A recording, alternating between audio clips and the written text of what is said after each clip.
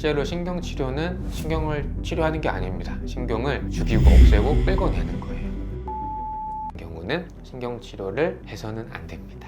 이게 또 많은 분들이 궁금해하는 게, 선생님 가족분들한테는 신경치료를 하실 건가요? 많이들 물어보시는데, 안녕하세요. 바른치과의사 백승우입니다. 치과 하면 어떤 생각이 먼저 떠오르시나요? 대부분은 치과 하면 무섭다, 아프다, 이상한 냄새가 난다, 이렇게 말씀들을 해주시는데, 곰곰이 생각해보면은 이제 치과가 왜 사람들한테 무서운 곳이 되었을까 생각을 이제 제 어릴 때 생각을 해보면, 예전에는 뭔가 치료를 할 때 선생님들이 마취를 잘 안 하셨거든요. 그래서 충치 치료를 할 때, 이제 신경치료라는 거를 할 때 마취를 잘 안 했고, 치아 안에 바늘이 들어가서 신경치료를 할 때 그 뭔가 이 신경 누르는 바늘을 콕콕 찌르는 느낌, 그래서 그 느낌들 때문에 지금도 실제로 치료를 하다가 그렇게 느끼는 경우도 종종 있기도 하고요. 그래서 신경치료가 치과에 가기 무서워하게 되는 가장 대표적인 치료의 영역 중에 하나라고 생각이 듭니다. 그리고 또 하나는 신경치료가 이제 과잉진료랑 연결되는 경우도 종종 있어요. 치료가 굳이 필요하지 않은데, 혹은 신경치료 하지 않아도 되는데, 혹은 신경치료에 적응증이 아닌데 신경치료 하시고 크라운 치료 하셔야 됩니다 말씀을 들으면서 정말 많은 치료 비용에 대한 비용 계획을 들으셨던 분들이 굉장히 많은 걸로 알고 있습니다. 그래서 오늘은 신경치료가 어떤 건지, 그리고 신경치료가 꼭 필요한 경우는 어떤 경우이고, 이런 경우는 신경치료가 꼭 필요하지 않은지 한번 알아보도록 하겠습니다. 일단은 저희 치과의사 선배님들이 예전에 이제 한번 실수를 하셨던 게 있어요. 신경치료라는 말이 약간 와전됐어요, 옛날부터. 신경치료라고 하면 단어에서 느껴지는 것처럼 신경을 치료한다 라고 느껴질 텐데, 실제로 신경치료는 신경을 치료하는 게 아닙니다. 신경을 죽이고 없애고 끌어내는 거예요. 그래서 신경치료라는 말은 단어가 조금은 이제 변해야 되는 시대에 온 것 같고, 정확하게는 근관치료라고 합니다. 근관이라고 하는 건 뿌리에 들어있는 관을 치료한다는 뜻인데, 근관치료의 정확한 의미는 감염된 뿌리에 있는 관을 멸균한다 라고 생각하시면 됩니다.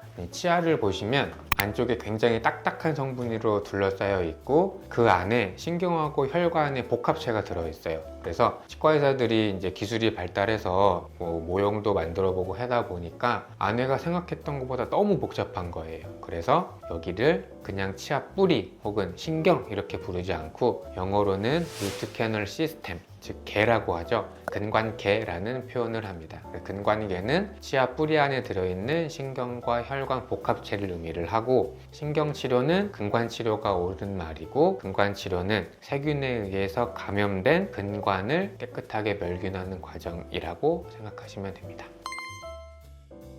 우리가 신경이 있다는 거는 조물주가 만들어 놓은 이유가 있을 거예요. 왜냐면 신경이 있어야 내가 다친 거를 알고 그거를 피하게 되잖아요. 치아도 마찬가지라고 생각을 합니다. 치아 안에 신경하고 혈관이 들어있는 이유가 분명히 있을 텐데, 예를 들어 너무 차가운 걸 먹으면 안 된다든지, 너무 딱딱한 걸 먹을 때 아픈 걸 알아야 되는데, 신경치료는 말 그대로 신경을 다 긁어내는 과정이기 때문에 신경치료를 굳이 안 해도 된다고 하면 신경치료는 피하는 게 좋습니다.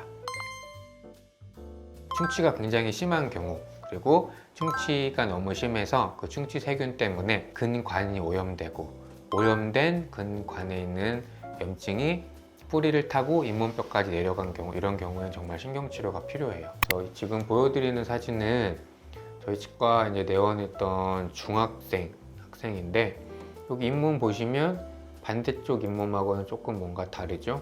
그래서 보면 고름주머니가 잡혀 있어요.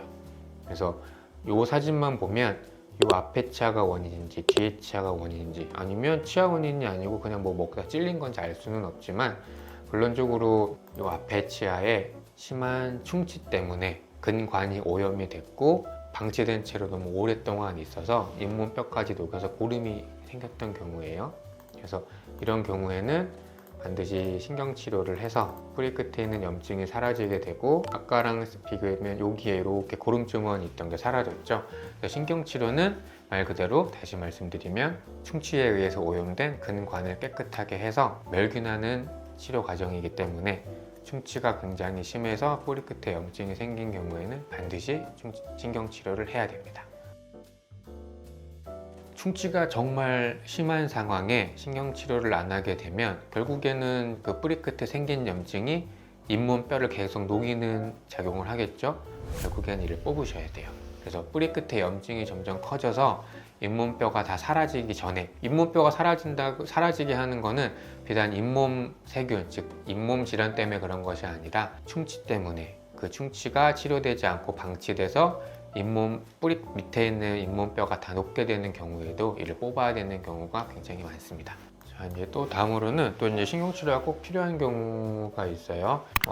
친구는 이제 교정치과에서 저희 치과로 의뢰를 이제 해주셨던 학생인데, 다시들 아시겠지만 이제 교정치료가 치아에 이렇게 플라스틱을 붙이고 또 철사를 붙이는 과정이다 보니까 양치질이 잘 안 되고 관리가 안 돼서 충치가 되게 심해지는 경우가 많습니다. 그래서 이 친구도 교정치료하는 중간중간 양치질을 잘 못했고, 작은 어금니 쪽에 생겼던 충치를 모른 채로 보다는 아팠는데 참았겠죠. 그래서 충치가 굉장히 심한 채로 방치가 돼서 뿌리 끝에 어마어마하게 염증이 심하게 생겼던 친구예요. 그래서 이 친구 같은 경우도 나이가 초등학생밖에 안 됐기 때문에 이거는 발치를 당연히 할 수는 없고, 잇몸의 원인이 아니라 충치 때문에 뿌리 끝에 염증이 생겼기 때문에, 충치 세균 때문에 생긴 잇몸뼈의 염증은 충치 세균을 없애는 멸균 과정을 거치면 무조건 뼈가 살아납니다. 잇몸 질환하고는 달라요. 그래서 충치 세균이 원인이 돼서 잇몸뼈가 이렇게 녹았던 경우, 신경치료를 깨끗하게 하고 멸균 과정을 거치게 되면, 이렇게 신경치료를 하게 되면 안에가 깨끗해지겠죠.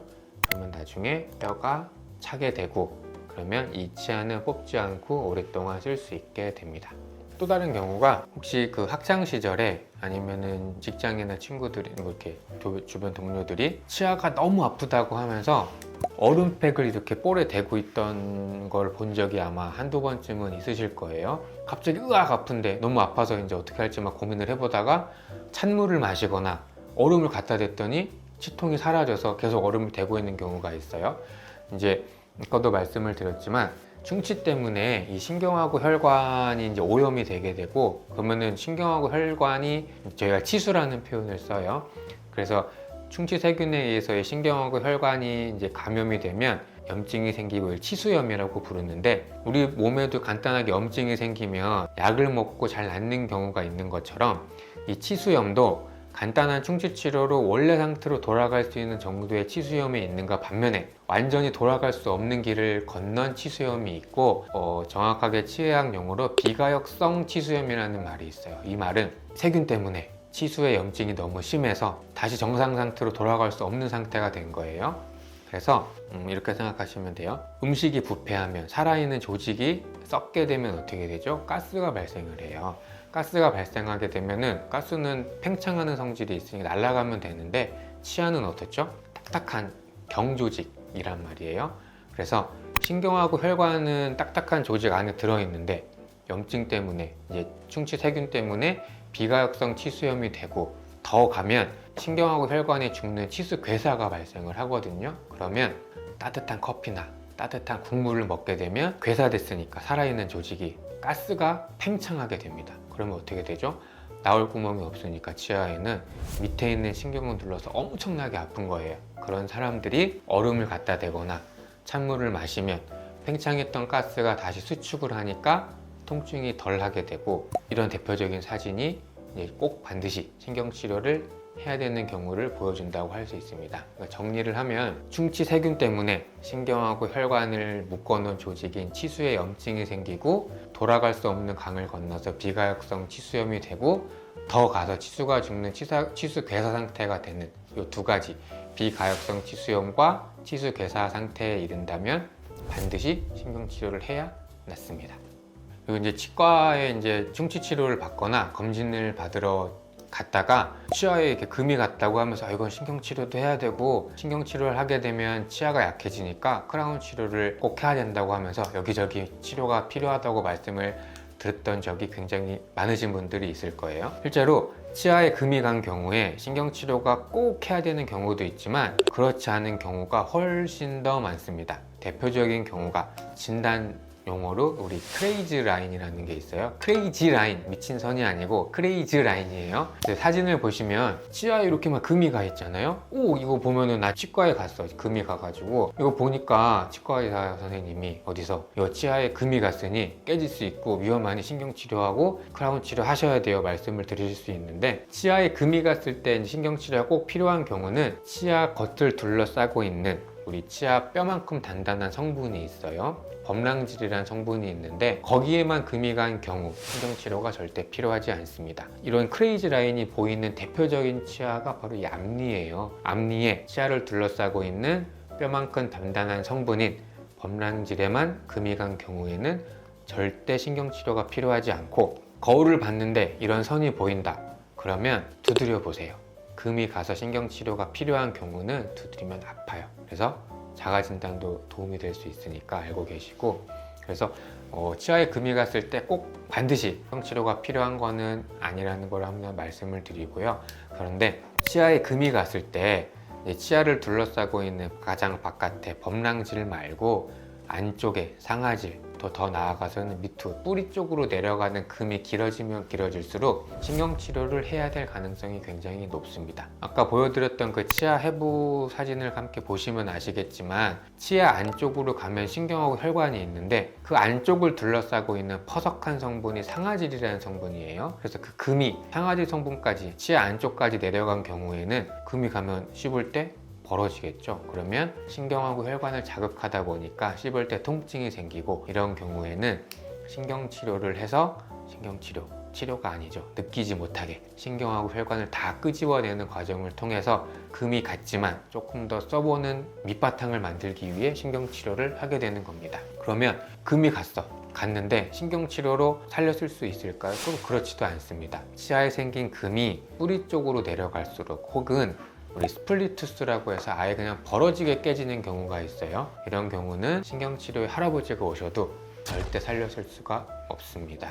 그래서 스플리투스 이렇게 완전히 벌어진 치아 가지고 신경치료해서 살려쓰자고 하시는 분들은 제가 알기로는 아마 없을 거예요. 왜냐면 신경치료 했다가 살려쓰지 못하고 시간이랑 비용만 들었으면 이제 환자분하고 사이가 안 좋아지게 될 테니까. 그래서 꼭 기억하고 계셔야 될 거는 이 신경치료 혹은 근관치료는 내 치아를 살려쓸 수 있는 중요한 방법 중에 하나입니다. 그런데 아까 말씀드렸듯이 치아를 둘러싸고 있는 딱딱한 성분인 범랑질에만 금이 갔다, 신경치료가 필요하지 않아요. 신경치료는 꼭 필요할 때만 골라서 해야 결과가 좋고 내 치아를 살렸을 수 있는 치료 방법 중에 하나입니다. 신경치료를 이제 굳이 안 해도 된다는 말은 조금 이상하기는 한데, 보통 이제 많은 분들이 씹을 때 시큰하다, 씹을 때 뭔가 불편하다 하면 이거 신경치료해야 되는 거 아닌가라고 생각하시는 경우가 되게 많습니다. 그런데 신경치료를 해야 되는 원인, 즉 충치가 심해서 뿌리 끝에 염증이 생겨서 씹을 때 시큰한 경우는 신경치료가 필요하지만 잇몸뼈가 좋지 않아서 이가 흔들려도 시큰한 느낌이 들거든요. 이런 경우는 신경치료가 필요할까요? 절대 필요하지 않습니다. 잇몸이 좋지 않아서 시큰한 경우에 신경치료를 해도 시큰한 느낌은 남게 되고, 치아가 흔들리는 경우에 신경치료를 하게 되면 결과가 안 좋은 경우가 훨씬 더 많습니다. 사진을 한번 보시면 저희 치과에서 이제 임플란트 등 여러 가지 치료를 하고 계시는 환자분인데, 요 치아 한번 보세요. 뿌리가 이만큼 뿌리 길이가 있는데 뿌리의 한 4분의 1 정도만 잇몸뼈에 묻혀 있어요. 이분이 이제 잇몸 질환이 굉장히 빠른 속도로 젊은 나이에 진행된 여자 환자분이신데, 여러 치아를 뽑게 되다 보니 이거는 조금 뽑게 되더라도 나중에 뽑고 싶다 해서 제가 치아를 묶어가지고 조금 더 쓸 수 있게 지금 해놓은 상태인데, 씹을 때 많이 불편해 하세요. 이때 흔들리는 게 느껴지시기도 하고 딱딱한 걸 먹으면 시큰하다 느낌이. 신경치료를 해도 잇몸뼈가 절대로 차오르지 않습니다. 원인이 다르기 때문이에요. 잇몸 질환 때문에 시큰한 느낌이 드는 경우는 신경치료를 해서는 안 됩니다. 또 다른 경우가 있어요. 이 환자분도 저희 치과에서 이제 이 치아가 너무 안 좋게 돼서 이제 임플란트를 하셨던 환자분인데, 그 앞에 치아가 뿌리가 어느 정도 길게 잇몸뼈에 박혀 있는 것처럼 보이지만 실제로 이제 잇몸뼈가 얼마나 건강한지 이제 측정해 보는 기구를 통해서 잇몸뼈를 이렇게 살펴보면 잇몸뼈가 굉장히 좋지 않아서 많이 흔들려요. 환자분이 요 옆에 치아처럼 신경치료하고 크라운 치료하면 괜찮지 않을까요? 절대 괜찮지 않아요. 치아는 어금니 임플란트가 완성이 돼서 받쳐주는 기둥이 하나가 더 생기게 되면 잇몸이 나빠서 이가 흔들리더라도 조금 덜 흔들리겠죠. 조금 더 기다리셔야 돼요. 최종적으로는 잇몸이 안 좋아서 흔들리는 거기 때문에 세월이 조금 더 흐르면 결국에는 이를 뽑게 되실 가능성이 굉장히 높지만 가급적 내 치아를 오래 쓰는 게 좋잖아요. 그래서 이미 빠진 어금니는 임플란트를 통해서 받쳐주고 앞에 잇몸 질환이 있는 데는 잇몸 치료도 하고 가진 노력을 통해서 조금 더 써보시다가 정말 너무너무 불편할 때 그때 빼고 임플란트 치료를 하시면 됩니다. 잇몸 뼈가 원인이 돼서 흔들려서 시큰한 경우는 신경치료가 절대 필요하지 않습니다.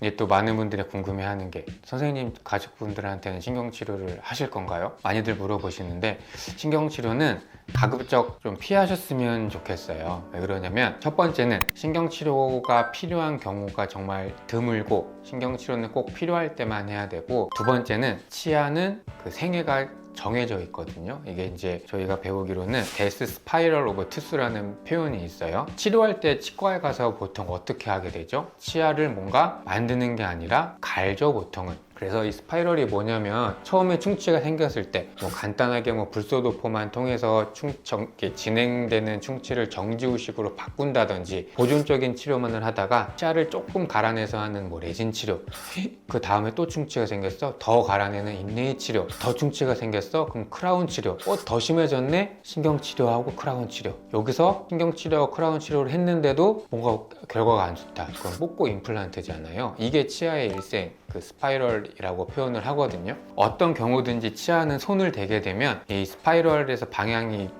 안 좋은 방향으로 갈 수밖에 없어요. 그래서 신경치료는 꼭 하게 된다면 가급적 필요한 경우에만 해야 되는 이유기도 합니다. 이게 금이 간다고 해서 신경치료를 한다? 안 해도 되는데 그러면 그 스파이럴 그림에서 보면 저 밑에 벌써 가게 되는 거거든요. 치아를 깎았는데 그 다음 과정은 남은 거는 임플란트밖에 없어요. 그래서 신경치료는 아예 머릿속에서 잊으시고 관리를 잘 하시는 게 가장 중요한데 신경치료를 받아야 된다고 말씀을 들으셨다면 미룰 수 있는 방법이 있는지, 지금 내 치아 상태가 신경치료가 꼭 필요한 상태인지 한두 번 정도 더 체크를 하시고 신경치료를 받는 게 좋습니다. 반대로 생각을 하면 신경치료가 꼭 필요할 때 신경치료를 안 하게 되면 이는 발치를 할 수밖에 없어요. 아까 보여드렸던 우리 예시처럼 충치가 너무 심해서 뿌리 끝에 염증이 생긴 경우에도 잇몸뼈가 없어지거든요. 그러면 발치를 해야 되거든요. 저희 와이프도 얼마 전에 신경치료를 했어요. 이게 왜 그러냐면 예전에 치료를 했던 그 수복물이 밑으로 다시 충치가 생겨서 시린 증상이 굉장히 오랫동안 시린 거를 참았거든요. 우리 신경치료는 하지 말자. 그래서 시린 거에 좋은 거는 진짜 제가 집에서 다 해봤습니다. 예를 들어 시린이에 좋다는 치약 다들 아시죠? 시린메드 센소다임. 물론 적응증은 아니었는데 이거라도 해봐라. 그래서 시린메드 센소다임부터 써봤고 이거 해도 안 돼. 독일에서 직구한 또 치약이 또 있었어요. 그거를 써도 안 돼. 어느 날 갑자기 오빠 물을 마실 수가 없어. 너무 시렵고 아파. 찬물 먹을 때 우리 시릴 수 있거든. 이거는 신경이 있으니까 당연한 증상인데 찬물을 마셨는데 시려워. 삼켰는데 시린 증상이 오래가. 그거는 신경에 있는 염증, 치수염에서도 이제 말기로 가는 증상이거든요. 비가역성 치수염으로 가고 있다는 뜻이에요. 그래서 뜨거운 거를 먹었을 때 으악 하는 거, 찬물을 마셨을 때 삼켰는데도 우리하다, 신경치료 하셔야 되거든요. 이럴 때 신경치료 해야 되고 실제로 저희 와이프도 미루다가 신경치료를 했고 지금은 불편감 없이 잘 쓰고 있습니다. 그래서 신경치료라는 말을 들으셨다면 가급적이면 피하셔야 하고 피하셔야 하는 이유를 다시 정리를 하면 신경치료를 하게 되는 경우는 극히 드물다. 두 번째는 신경치료를 하게 되면 치아의 일생 중에 저 후반기까지 고속도로를 타고 가는 거예요. 그 다음 남은 건 임플란트밖에 없거든요. 신경치료는 여러모로 피하시는 게 좋을 것 같고 꼭 필요할 때만 하시면 내 치아를 조금 더 오래 소중하게 오랫동안 쓸 수 있을 것 같습니다. 네, 지금까지 바른치과의사 백승이었습니다. 감사합니다. 네.